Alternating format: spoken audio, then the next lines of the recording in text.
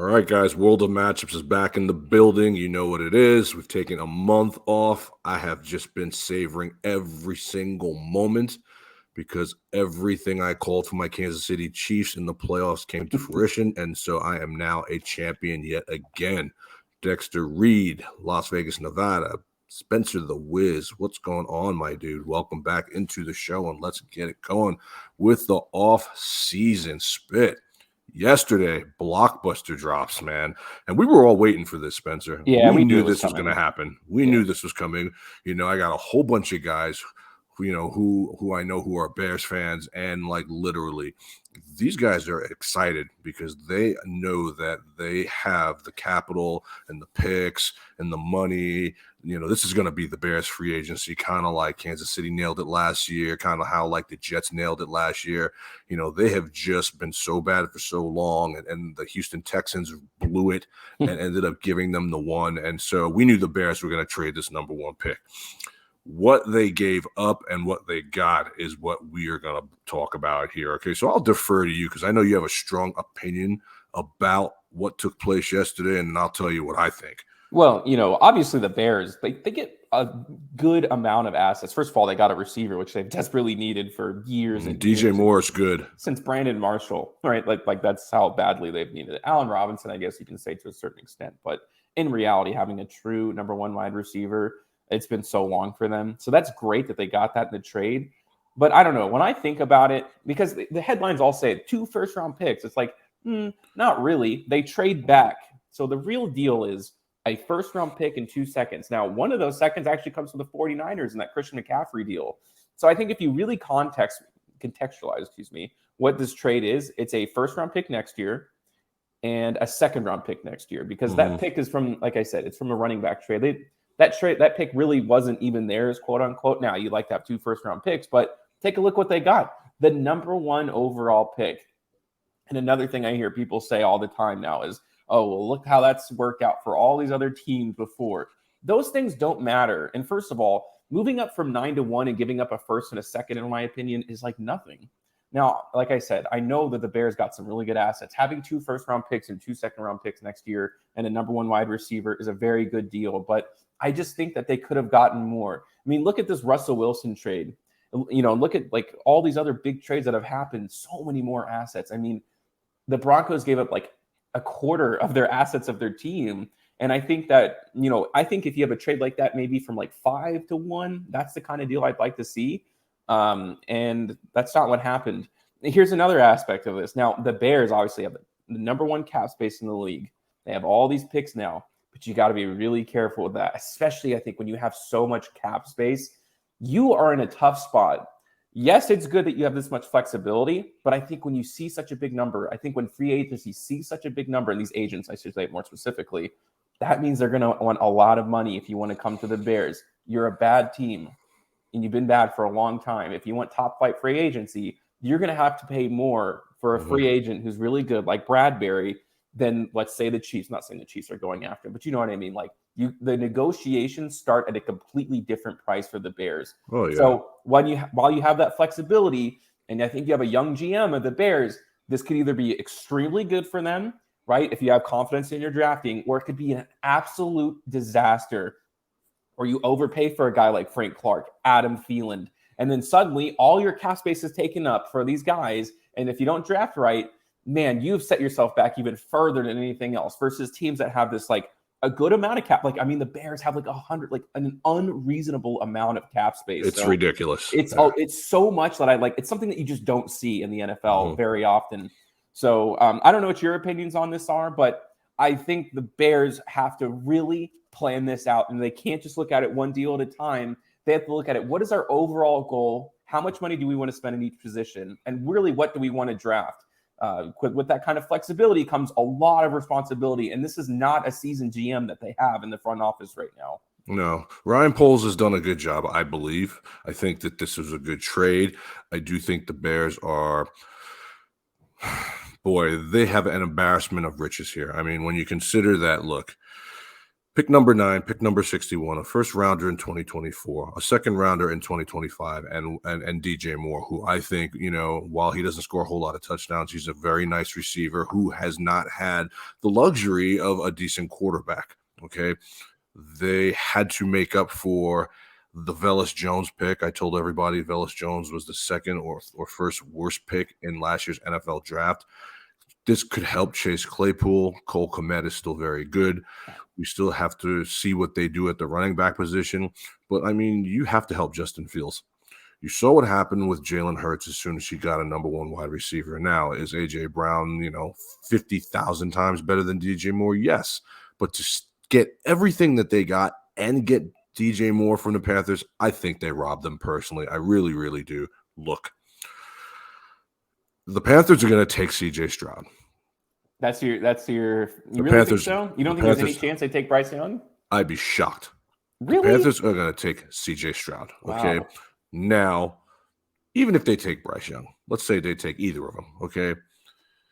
He has to now be he has to have a Mahomesian effort for this to even out over the next 5 or 6 years. I think the Bears know that they're going to have to spend this money wisely.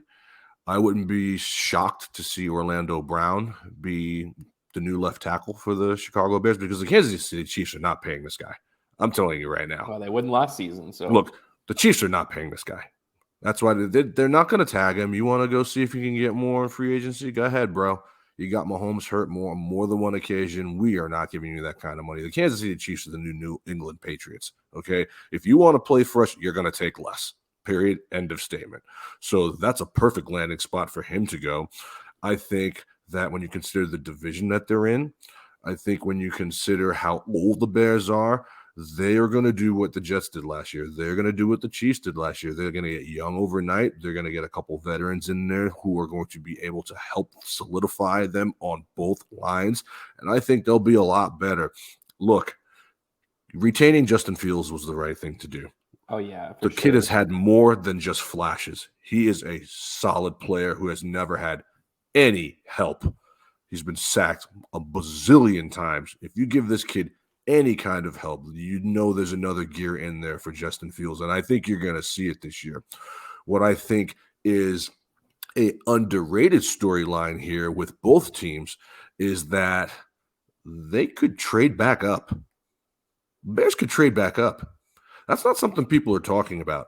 They have so much that if things swing the way that they want to, which most people don't think would happen, they'll just trade back up. The Bears literally have the pick of who they want.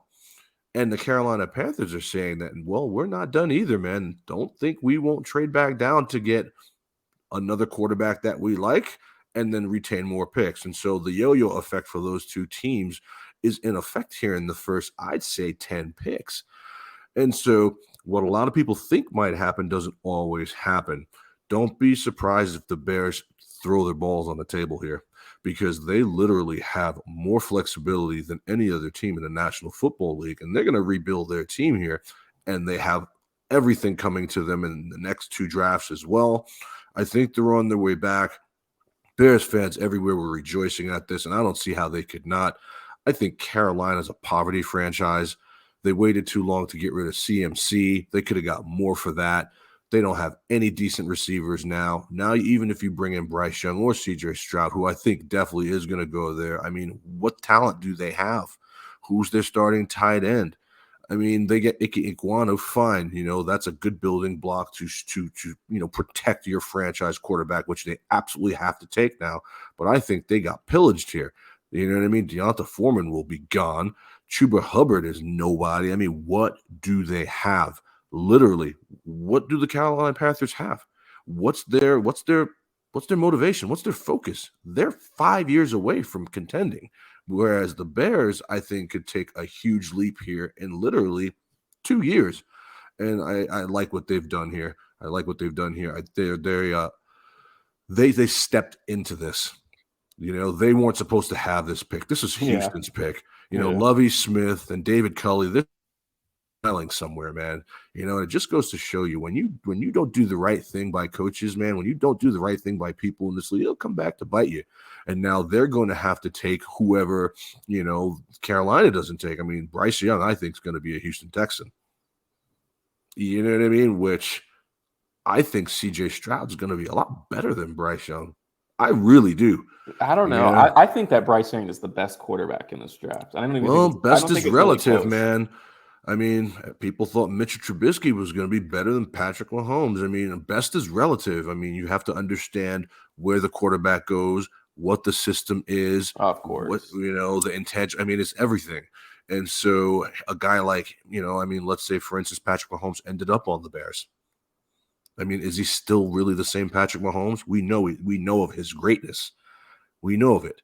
But Andy Reid makes him even better. Well, Tyreek Hill makes Smith him even too. better. I mean, context is everything. You had Alex Smith for a year. Travis Kelce, I mean, it matters, and so I think a lot of people really get gassed off the first pick. I would have done the same thing that the Bears did. I don't know if they would have gotten more. I don't know, but they got a haul. They got a haul. In my mind, they won this trade. They didn't get a bad, like I said.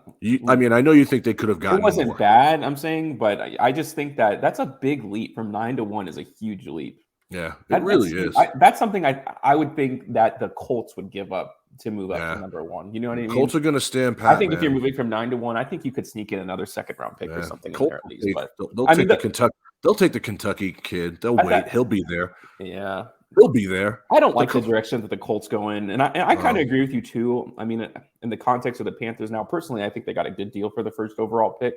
Whether or not their quarterback, pans out, those things, I hate the way that we contextualize trades in the NFL. You have to look at what they got right now. Now, if it's the scouting department's fault that the guy who they picked didn't work out, that should have nothing to do with what the GM, ultimately got for that first overall pick.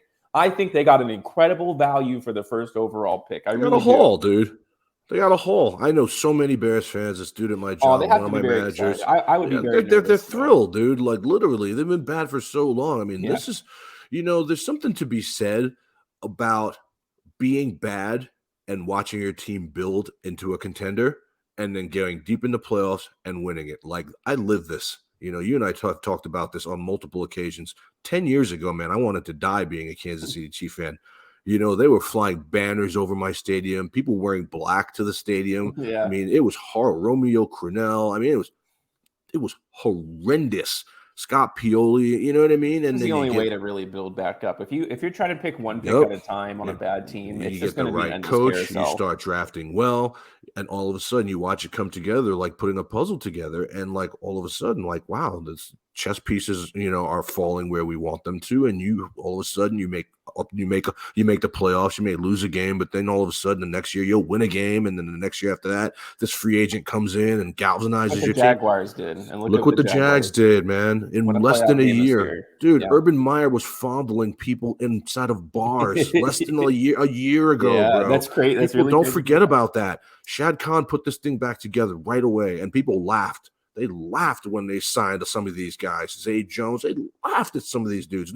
Dude, they had a fantastic year. They won a playoff game in their building that they were down by 4 scores. So I like what the Bears have done. I think they're going to have a good year. I do think they're still going to get carved up when they play the Chiefs this year, but they're not supposed to win that game. This is baby steps. And the benefit is if the Bears have a disastrous season and Justin Fields isn't the guy who they thought they were. Go after Caleb. Now they're in the running for Caleb. First round picks, and there's probably 2 quarterbacks that go in the top 3. They're in a win-win situation. They are. I mean, the schedule's not out yet, but I mean, we know who they'll play. We know that division. They get the Panthers first pick next year, so that team I don't think is going to be winning 10 games next year. No matter Bears will win 7 games this year. I mean, the Panthers maybe 2. Panthers are going to be bad, bro. Yeah. They're going to be bad. I mean, again, they might have 2 top 10 picks. It depends on what they do. They could trade back down. They could. I honor what they're doing because unlike a lot of other teams that are very reluctant to go the way of the franchise quarterback, they have sat back and looked at the NFL for the last 10 years. And outside of Nick Foles and the Philadelphia Eagles and Doug Peterson and the Philadelphia Eagles, franchise quarterbacks have won Super Bowls. Good coaches and franchise quarterbacks. You I think have to have honestly, it. if I was the GM of a team, I don't do anything else every single year until I have those two pieces It because doesn't. I don't think it works out. I mean, at any It other doesn't time. work. It does not work. Because even It the does Eagles, not when you think work. about the Eagles, they had a great head coach that got them there. I mean, Nick Foles played like unreasonably well Yeah, for him, he but was at the white. end He of the was day, he Jesus. had an amazing coach who led them along the way. Just look at all the teams, man. They have solid owners. They have Yeah, solid that's coaches. also a big They part of it have too, solid honestly. GMs. They have solid players, and they have a franchise quarterback. It's an embarrassment of riches. Most teams have 2 out of 5. My team has 5 out of 5. When you look at the Right, teams win who have Super won the Bowls. Super Bowl in Yeah. the last 10 years, they have at least 3 of those things. And so I honor Carolina for saying, you know what, man, we're not doing this anymore. We're not a big market. We don't care. Yeah. We are going out and we are getting our I do franchise think this is the quarterback, right move and for we're going to them. build. It's the right move for them. They know they're 5 years out. You know what I mean? But literally, you can do a lot in 5 years. Look what Patrick Mahomes has done in 5 years. Yeah. That's all you need to know. Shout out to the Bears. Shout out to Tran. Shout out to Rachel, Corey, all my Bears people. David, I know so many Bears fans, and they're all thrilled. So this is a big move for you guys. Good luck in the draft.